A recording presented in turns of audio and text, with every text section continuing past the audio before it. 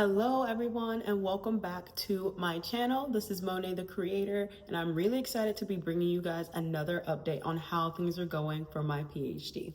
I started the series actually a few months ago. Sorry, life happens.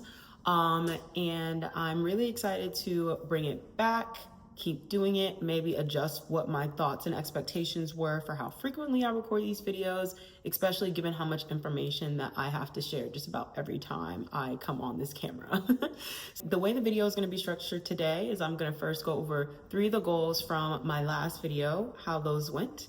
Some just general updates from the last few months. So the last time I recorded a video was at the end of July and it is currently the end of October. So a couple of things have happened since July. I'll end the video with 3 goals that I have as I am preparing for the next video or the next time that I see you guys on camera. So let's go over some of the goals from my last video. So the first goal that I had listed out was to update my paper outline. So this is actually highly in line with another point that's in the last few months update, but I'll come back to that in a minute. But yes, I was able to do that and I was able to do more than that. I think in my head at that time, I was thinking like, oh yeah, like I would really like to have my manuscript this percentage are done or these amount of data points or whatever.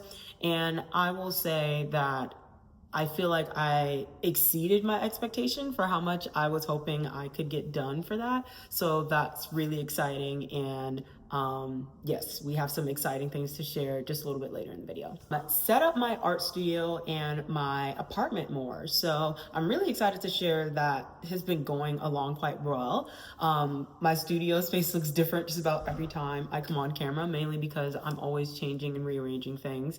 But I'm hoping that the next time we have another video, we'll have even further developments. And maybe if I have a second, I'll put some clips on the screen of how my apartment and how my studio are currently looking, because they are really coming along much further than I think, especially given the lack of time that I have to really work on developing my studio in this space and making it personalized for me. Last thing that I have written down was dabble. So really just being curious and open-minded about how things look, whatever comes my way. And I'm really glad that I put that on there, because sometimes I feel like I have such a fixed mindset of what I envision everything looking like and how I envision everything coming out, and life just doesn't go that way.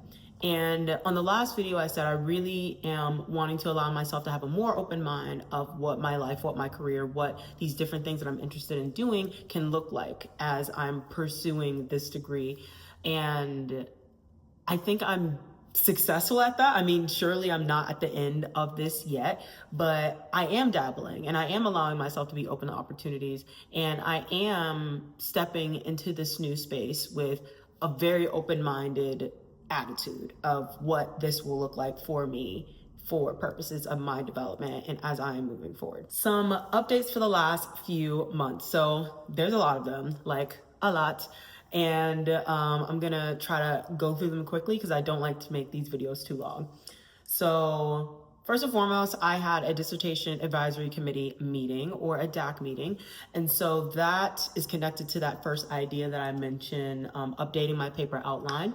And I feel like that meeting, that dissertation meeting, was one of the most productive and informative meetings I've had since starting my PhD.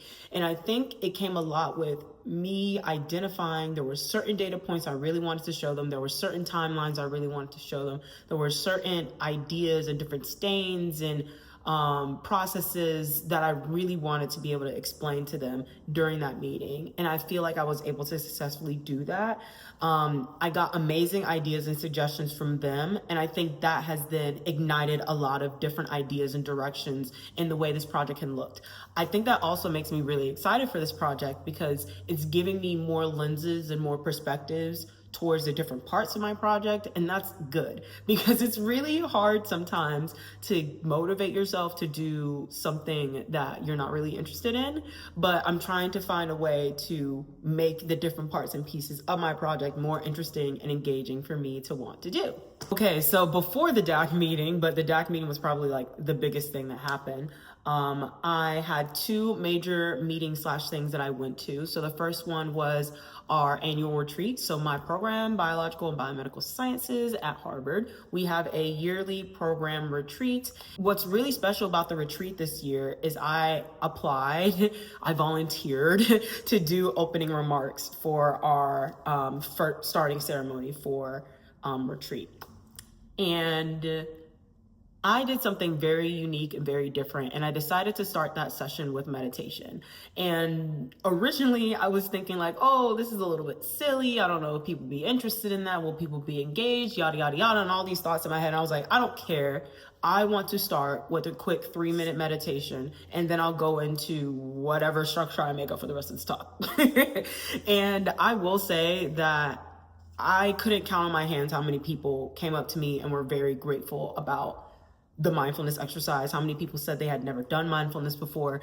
And that really inspired me to tap back into that because it's a really huge interest of mine. I love meditation. I really want to record a video just talking about meditation and how I found it helpful. But I think that really transformed my mindset again about like, what can this be? What do I want to create? Because if I can get 200 people in a room to be still and meditate for 3 minutes, and then get so much positive feedback from it, how can I then apply that to other areas? How can I then possibly even do mindfulness in other situations and other environments?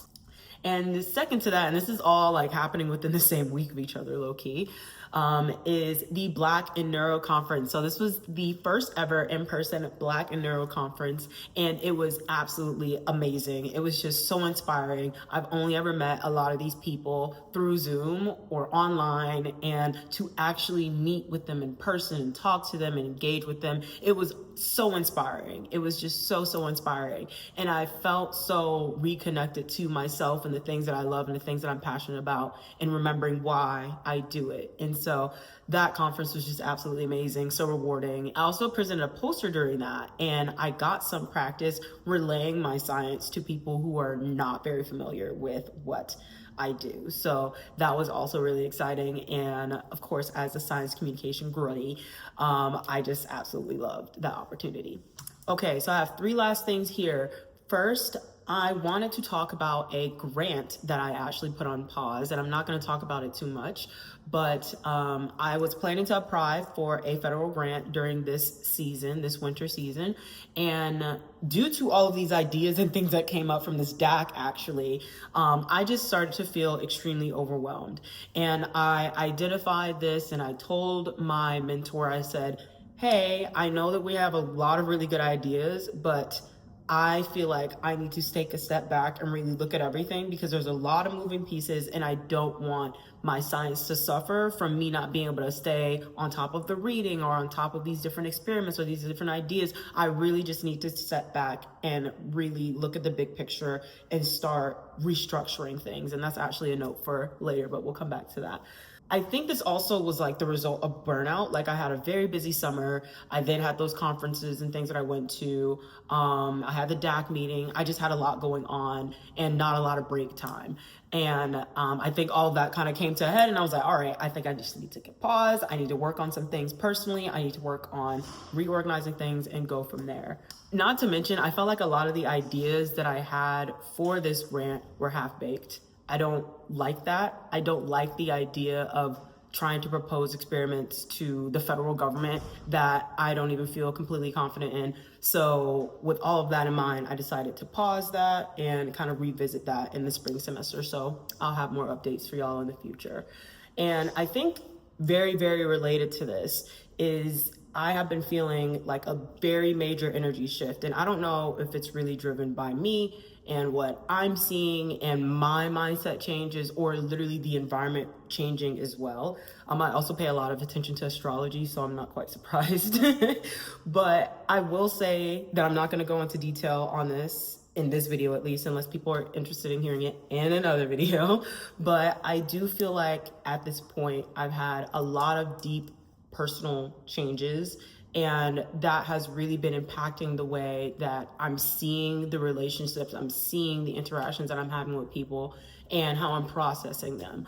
And I think the overall thing here is that I'm learning how to really focus on the positives and using it as an anchor rather than putting a spotlight on the negative and then being controlled by the negative. And so that's major, that's huge, especially for someone like me who's like consistently thinking and always just like deep in thought. But I won't go into detail, like I said. I think that has really led to me having some energetic shifts, even having the confidence to tell my PI, like, I just need to take a pause, there's a lot going on. And then her actually agreeing with me. Like, I would have never imagined doing that a few years ago, just because I didn't feel as confident in myself or as confident in like what I was doing. I just would have let myself suffer. In other words, I would have not recognized that, I wouldn't have identified it, and I just would have let myself suffer. And I'm not doing that anymore.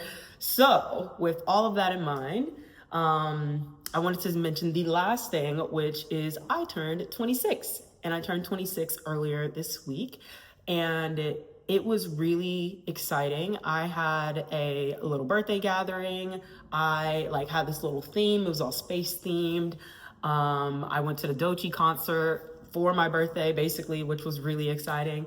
And I really feel like this year is a year of transformation. Like I said this last year, I say this shit every year, honestly. But this year seems like a year of curated transformation towards me actualizing a lot of the goals that I have been thinking about and all these seeds that I have been planting and the things that I've been trying to be consistent with. So I'm really excited for this 26th orbit.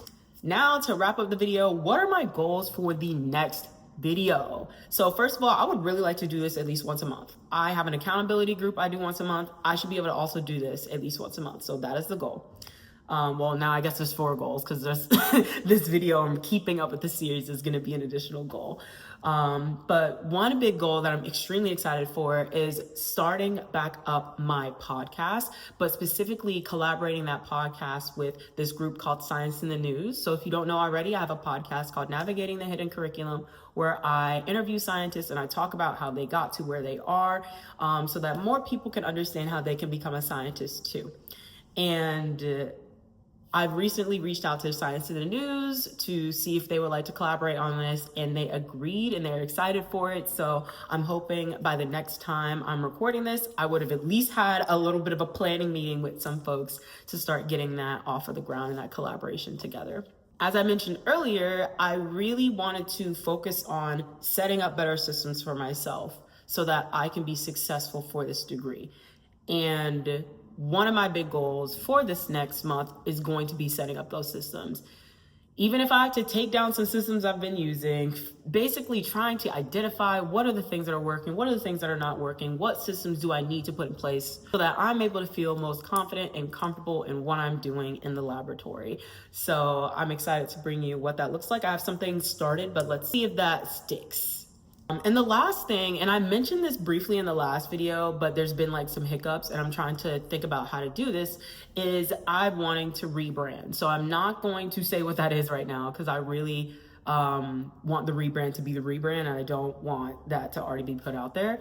But I really want to work on this rebrand. I'm just running into some hiccups now with like name availability and some different things. But that is something that is also on the horizon and I'm really excited for. So if you enjoyed today's video, do like, comment, and subscribe, share with a friend. If you would like to keep up with me, definitely make sure you do those things, as I will be continuing to update this channel on how things are going as I am getting to that downward slope of my PhD.